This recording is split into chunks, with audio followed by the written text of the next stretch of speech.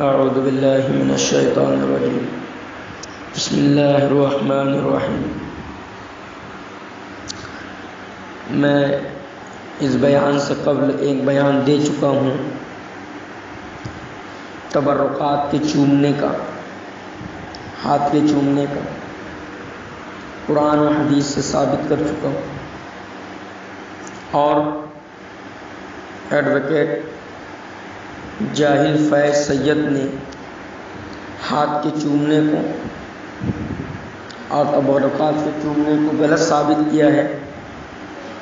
اس سے پہلے کے بیان میں نے مفصل طور پر اس کو ثابت کیا۔ اسی طریقے سے ایک اور ویڈیو مجھ تک پہنچا ہے اس جاہل ایڈوکیٹ کا، جاہل وکیل کا۔ کسی نے اس سے سوال کیا کہ قرآن کو چومنا کیسا ہے؟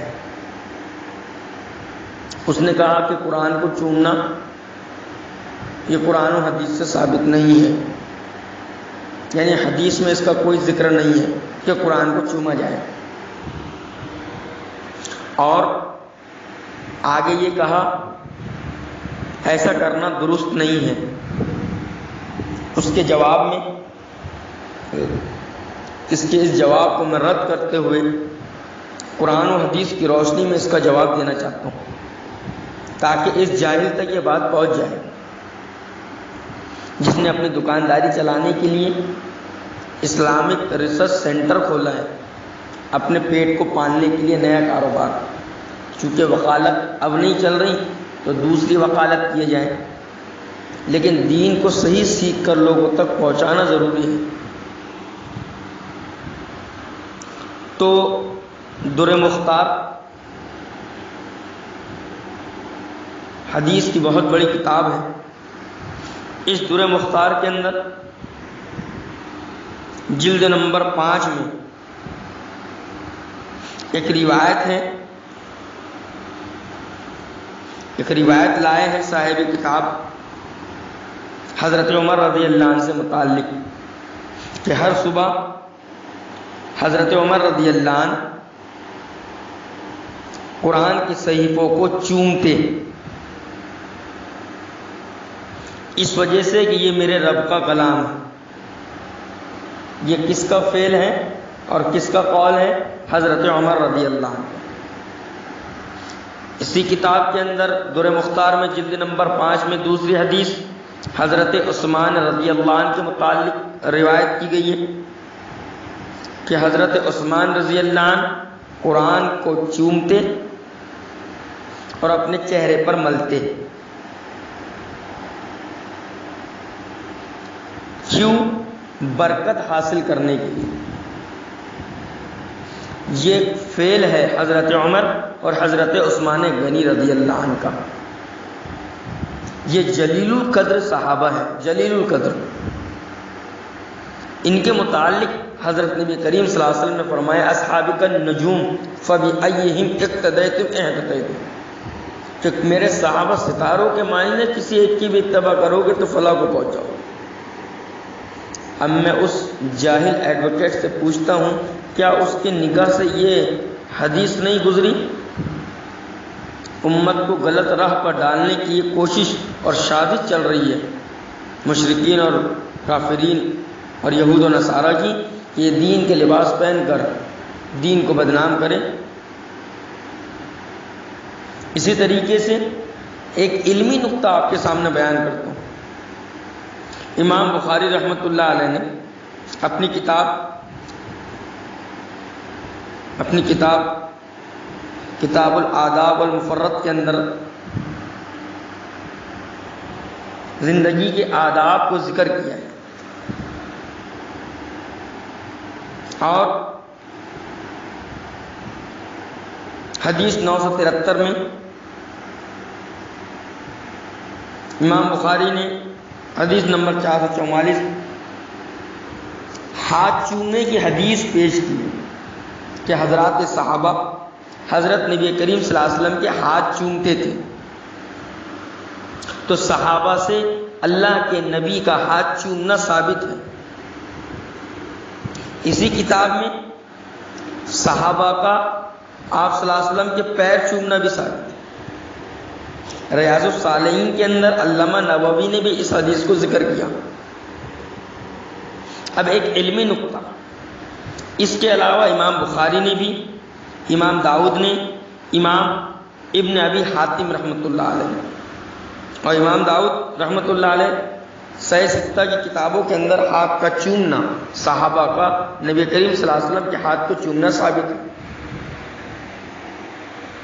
اب میں آپ کو ایک علمی نقطہ اس سے بتاتا چلوں کہ صحابہ اللہ کے نبی کے ہاتھ کیوں چومتے تھے۔ کیونکہ اللہ کے نبی پاک تھے، معصوم عن الخطا تھے اور اللہ کے لاڈلے نبی تھے، ان سے کوئی گناہ صادر نہیں ہوتا۔ اس کے علاوہ عشق کی وجہ سے، محبت کی وجہ سے، اکرام کی وجہ سے، احترام کی وجہ سے، تعظیم کی وجہ سے، سمجھ میں آئے؟ تعظیم کی وجہ سے حضرات صحابہ کا یہ فعل ہوتا تھا کہ اللہ کے نبی سے مصافحہ کرتے، سلام کرتے، ہاتھ کو چومتے۔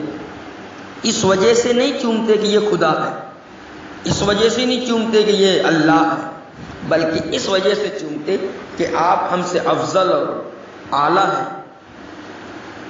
آپ کی عزت کی وجہ سے، آپ کے اونچے مرتبے کی وجہ سے، آپ کی تعظیم کی وجہ سے، آپ کے اونچے مرتبے کی وجہ سے اور ادب کی وجہ سے چومتے تھے۔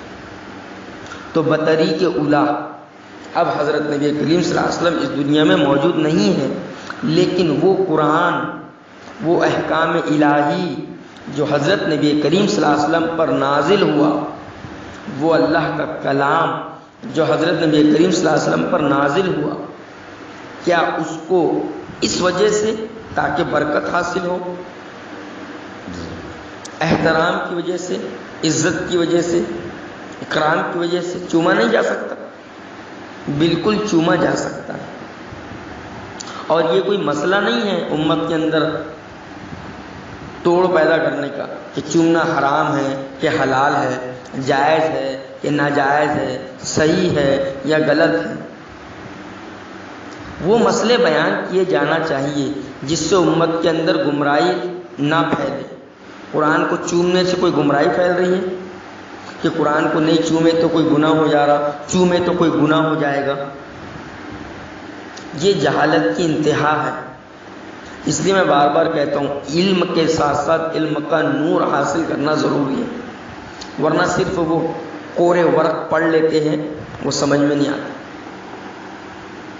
ارے بھائی، ایک دنیا کی مثال سے میں آپ کو سمجھاتا ہوں کہ ایک ماں، ایک باپ اپنے چھوٹے معصوم بچے کو چومتا ہے۔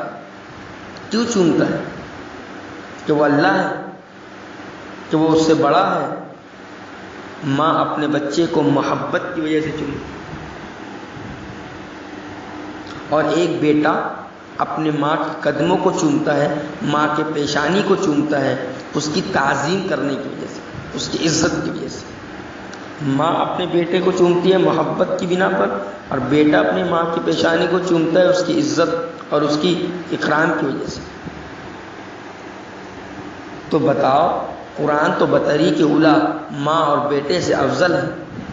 ھذا کلام ربی، یہ اللہ کا کلام ہے، اس کو اس کی عزت، مرتبے اور اونچی شان کی وجہ سے چوم لینا کیا امت میں گمراہی کا سبب ہوگا؟ سب سے اول بات تو یہ ہے کہ اس قسم کے سوالات جاہلوں سے پوچھا ہی نہ جائے، اور اگر کسی جاہل سے یہ سوال پوچھ بھی لیا جائے تو اس کا کام ہے کہ اپنے دماغ سے نہیں بلکہ دل کی آنکھوں سے سوچ کر اس کا سادہ جواب دے دے۔ لیکن اللہ ایسے ظالموں کو اور جاہلوں کو بدنام کرنا چاہتے ہیں، ان کے چہروں سے پردہ ہٹانا چاہتے ہیں، اس لیے وہ اللہ کے کلام سے بھی تبرہ بازی کرتے ہیں اور کہتے ہیں نہیں، چومنا نہیں چاہیے۔ اللہ مجھے آپ کو اور ایسے جاہلوں کو علم نافع عطا فرمائے۔ وما علینا الا البلاغ۔